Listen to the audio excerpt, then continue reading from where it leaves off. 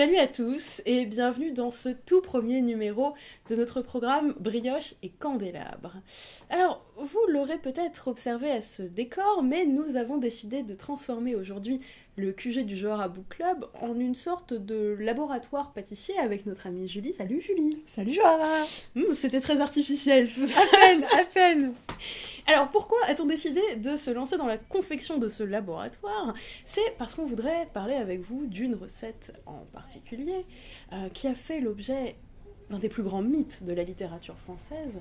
Je veux parler de la recette de la Madeleine de Proust.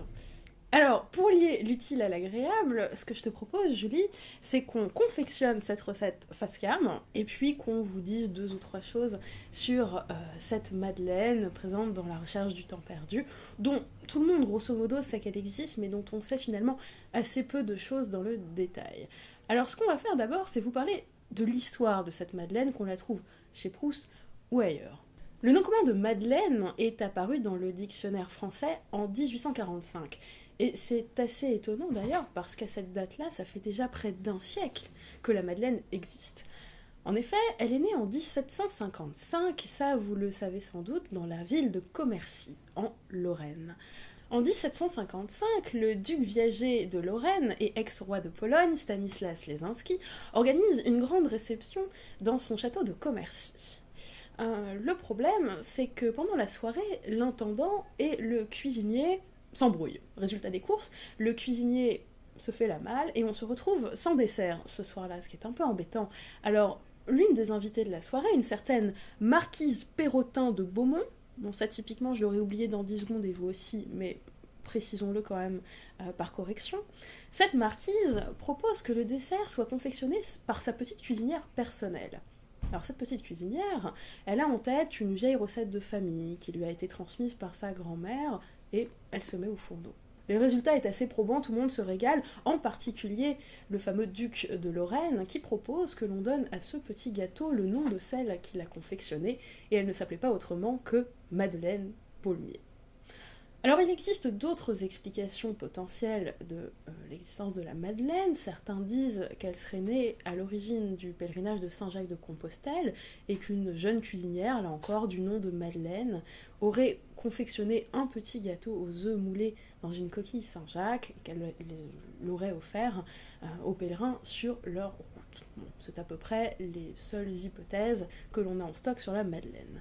Alors, maintenant qu'on en sait un petit peu plus sur son histoire, ce que je propose, c'est qu'on s'intéresse à ce qu'il y a dedans. Alors ça, Julie, c'est plutôt ton affaire à toi. Mais tout à fait, tout ce qui touche à la nourriture, c'est mon affaire. Ok, alors qu'est-ce qu'on a dans une bonne madeleine? On a 2 œufs. Ouais, 150... mais pour combien de madeleines? Exactement, je vais te dire 24 madeleines. Pour 24 madeleines. 24 madeleines. Ça nourrit tout un peuple. Ça nourrit toute la famille. Pour 24. 2 œufs, 150 g de sucre, un sachet de sucre vanillé, une pincée de sel, une cuillère à café de levure chimique, 150 g de farine et 125 g de beurre. Eh bien, tout est là, voilà. C'est parfait. Voici la liste des ingrédients du mythe proustien dans lequel nous allons pouvoir rentrer à présent. Alors, comme je le disais en introduction, tout le monde sait que la Madeleine existe, ça, c'est un fait, mais généralement, on la déconnecte du reste de l'œuvre de Proust, et ça, je vais essayer de le résoudre maintenant. L'épisode de la Madeleine de Proust intervient dans le premier tome de La Recherche du temps perdu, du côté de chez Swann. Il intervient plus précisément à la fin du premier chapitre de ce premier tome, donc vraiment au tout début de la recherche. Qu'a-t-il bien pu se passer dans ce premier chapitre pour qu'on arrive à parler de Madeleine sur 3 ou 4 pages? Je vous explique. Dans ce premier chapitre, on fait la rencontre du narrateur de la recherche, un certain Marcel qui, vous le savez sans doute, nous explique que longtemps il s'est couché de bonne heure. Alors c'est pas parce qu'il se couche de bonne heure que c'est un coucher évident, le coucher de Marcel. Il se réveille 1 heure après, il a l'impression qu'il a loupé son heure de sommeil, alors il a envie de réentreprendre le rituel qui va bien.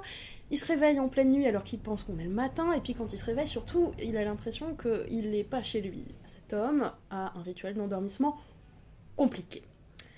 Et le problème, c'est que ça ne date pas d'hier, et non, c'est un problème d'enfance que ce problème du coucher, et précisément le premier chapitre du côté de chez Swann est consacré à la réminiscence de ses souvenirs d'enfance à Combray, dans la maison des grands-parents du narrateur.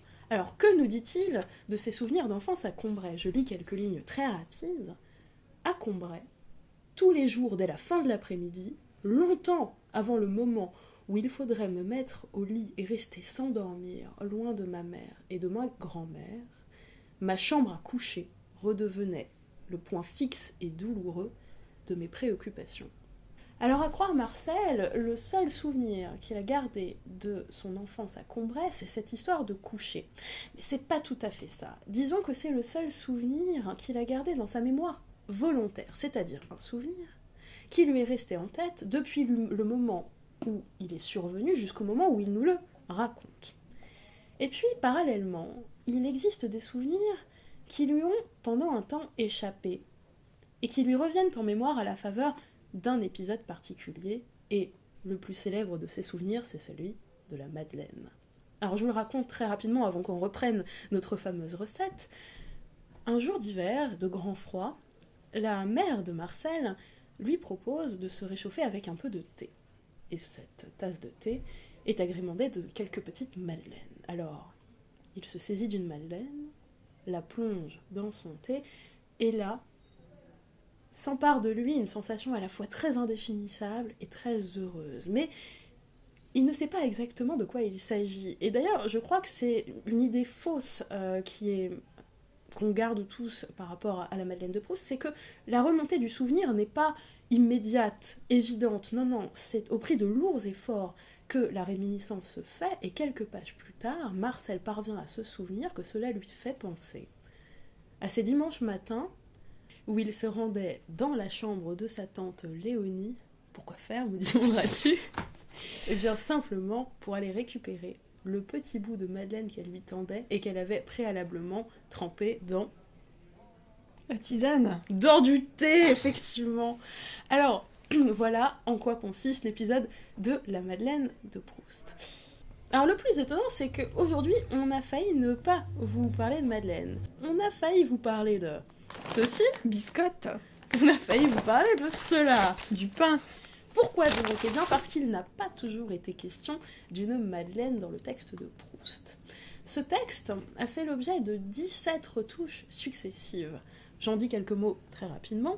En 1905, lorsque Proust rédige la première version du côté de chez Swann, eh bien, il est question de pain grillé au miel. Merci pour l'illustration. Je vous en prie. Les premières retouches s'accumulent, nous arrivons à la deuxième version manuscrite, et le pain grillé au miel disparaît, et nous avons à la place des biscottes. Et puis intervient la 14e retouche, et là, plus de biscottes qui tiennent, nous arrivons avec des madeleines. Alors moi, ce qui m'intéresse, c'est précisément de savoir pourquoi aujourd'hui, on se retrouve à lire un épisode consacré à la Madeleine et pas à autre chose. Mais avant ça, maintenant qu'on a fait le petit teasing qui va bien, Julie, on va pouvoir reprendre notre recette. Tu as le droit de lâcher d'ailleurs tes biscottes et ton pain. Merci pour cette autorisation. Parle-nous un petit peu des premières étapes de la confection de la Madeleine. Alors déjà, on prend un bol. Ouais, très bien. On va mettre les œufs. Les œufs durs. Les œufs durs, bien tout à sûr. fait. Bon, Oui. on évite dans la vraie vie. Qu'on va battre avec le sucre, le sel qu'on n'a pas. Qu'est-ce qu'on doit mettre d'autre? Jusqu'à ce que ça blanchisse. Ensuite, on rajoute la farine qui tient le livre et le beurre qui est censé être fondu. Quelques petits Voilà. addendas. Non, pas du tout. Non, pas de Non. levure, pas de... Pas ici. Non, D'accord, j'ai pas très envie. bien. C'était ma Ensuite, recette personnelle. C'est ça. Ensuite, on fouette avec un fouet ou une fourchette et on laisse reposer la pâte toute une nuit au réfrigérateur. Toute une nuit. Toute une nuit. Comme les crêpes. Ok, très bien. Quels efforts. Mais je vous en prie. Tout ça pour 24 madeleines. Alors maintenant que nous avons vu ces premiers éléments de la recette, nous allons pouvoir reprendre le fil de nos explications. Pourquoi est-il question d'une madeleine dans l'œuvre de Proust? La plus évidente, tu m'arrêtes si je me trompe, mais je crois qu'une madeleine, c'est quand même un tout petit peu plus sexy que tout ce que tu nous as montré, les biscottes ou le pain grillé.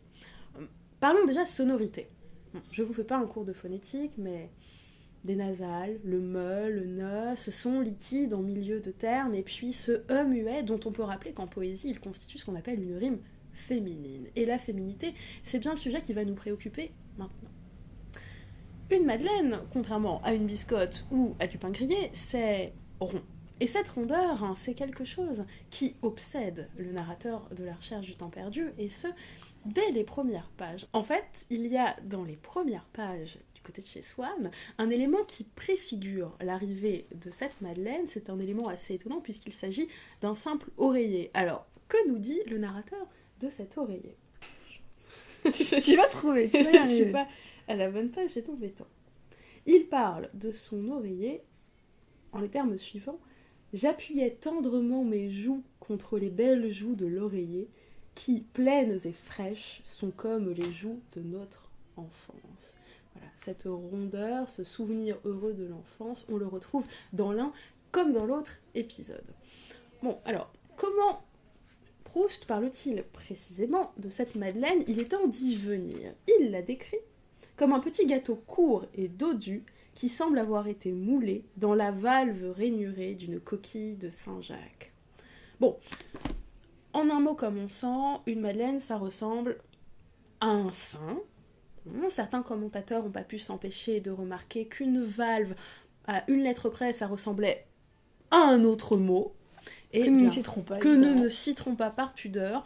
Et bien sûr, ils n'ont pas manqué de constater que la Madeleine était trempée dans le thé. Alors, pourquoi autant d'allusions cochonnes dans ce programme? Qu'en pense Freud? Qu'en pense Freud? Exactement, nous allons y venir immédiatement. Pourquoi autant d'allusions cochonnes? Eh bien, c'est parce que beaucoup de commentateurs ont considéré que cette Madeleine était le symbole des relations très ambiguës que le narrateur entretient avec sa mère. Et pour bien comprendre la nature de ces relations, il nous faut revenir à ces souvenirs d'enfance qu'on évoquait tout à l'heure, et plus particulièrement de cette difficulté du coucher. Alors j'y reviens rapidement avant qu'on reprenne notre recette. Ce que Marcel vit mal quand il va se coucher, c'est pas tellement d'avoir à être plongé dans le noir, non, c'est d'avoir à quitter sa mère. Et ce qu'il supporte encore moins, ce sont ces soirs où il sait très bien que sa mère ne pourra pas venir déposer un baiser sur son front et le border. Il garde un souvenir tout particulier d'une soirée où sa famille avait invité à dîner l'un de ses voisins, invité régulier, un certain Charles Swann. Et Charles Swann, c'est un peu l'origine de tous les maux du narrateur, dans la mesure où il sait que quand Swann vient dîner, sa mère ne sera pas là pour lui. Alors ce soir-là, il est autorisé à rester à table jusqu'à 8 heures avant de monter se coucher. Et jusqu'à 8 heures, il n'aura de cesse de regarder sa mère et d'imaginer sur sa joue un point fixe sur lequel il viendrait, s'il le pouvait, déposer un baiser. Là, je suis en train de te regarder en disant ça et je me dis que c'est Tu veux me faire extrêmement... un petit bisou, C'est peut-être extrêmement chelou. Oui, absolument. Alors voilà, un petit peu le type de relation que le narrateur entretient avec sa mère, et nombre de psychanalystes ont considéré que la Madeleine était un objet dit de déplacement, c'est-à-dire un objet symbolique qui signifie une envie de relation ici incestueuse, symbolisée par ce petit objet, la Madeleine, assez inoffensif pour outrepasser la censure, on est bien d'accord. Alors, ces interprétations psychanalytiques peuvent faire rire, moi-même en préparant l'émission j'étais pas forcément super à l'aise, mais il ne faut pas négliger la place que la mère du narrateur tient dans cette histoire. Pourquoi ? Parce qu'elle n'a pas toujours été présente. Dans la première version manuscrite dont je vous ai parlé tout à l'heure, le rôle de la mère était en fait tenu par la gouvernante de Marcel. Et puis le personnage maternel s'est imposé de réécriture en réécriture, donc on voit bien qu'elle a une place prépondérante. Mais il y a un autre élément extrêmement intéressant et pas très connu qui va nous démontrer à quel point cette mère est importante. Alors il va falloir qu'on reprenne notre histoire de la venue de Charles Swann et du traumatisme que ça a créé chez Marcel. Ce soir-là, après le dîner, la mère de Marcel est autorisée par son mari, qui normalement est un homme un peu relou et réticent, à pénétrer dans la chambre de son fils pour aller le consoler. Le problème, c'est que le pauvre Marcel, il est au bout, quoi. Il est en pleurs, il en peut plus, rien à faire. Alors sa mère sent que la soirée va être un petit peu longue et prévoit de lui lire une histoire. Et cette histoire, vous allez voir que c'est pas n'importe laquelle. Il s'agit de François le Champy de George Sand. Et le récit même de François le Champy, vous allez le voir, est extrêmement éclairant. Que le narrateur nous en dit-il ? Alors, François le Champy, quand il était jeune, il considérait que c'était un titre incompréhensible. Mais ça suscitait chez lui un attrait mystérieux. Quelque chose d'à la fois indéfinissable et délicieux.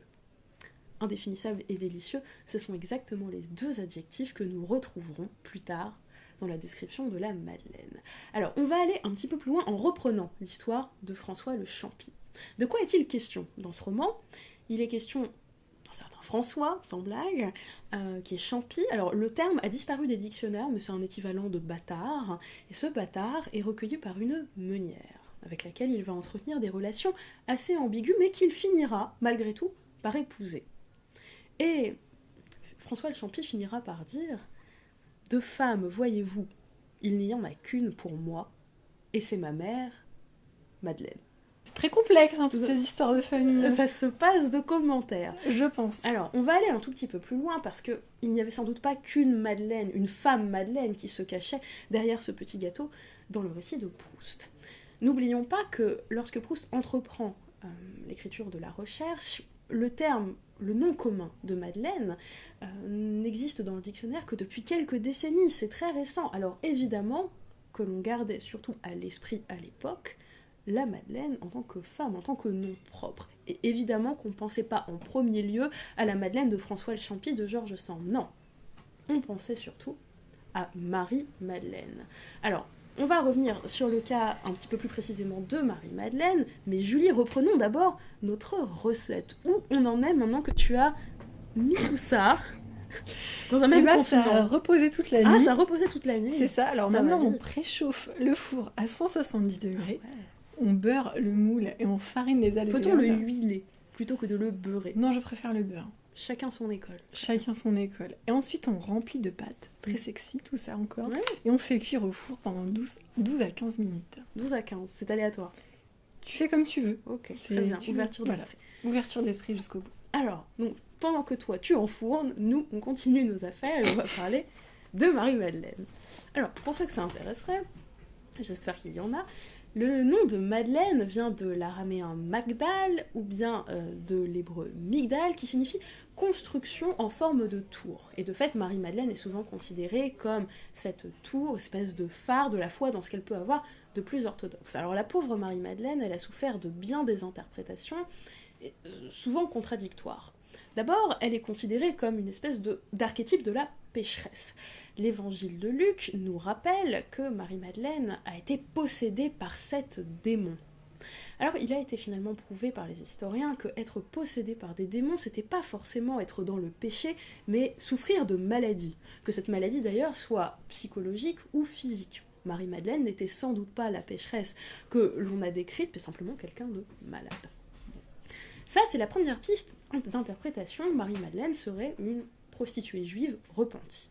Et à côté de ça, interprétation tout à fait différente, elle serait l'apôtre des apôtres. N'oublions pas qu'elle a quand même assisté à la passion du Christ, à sa mise en croix, elle a même été le témoin privilégié de la résurrection, elle qui n'a pas tout de suite reconnu le Christ. Elle est considérée volontiers comme son épouse en esprit, mais aussi, parfois, comme sa mère.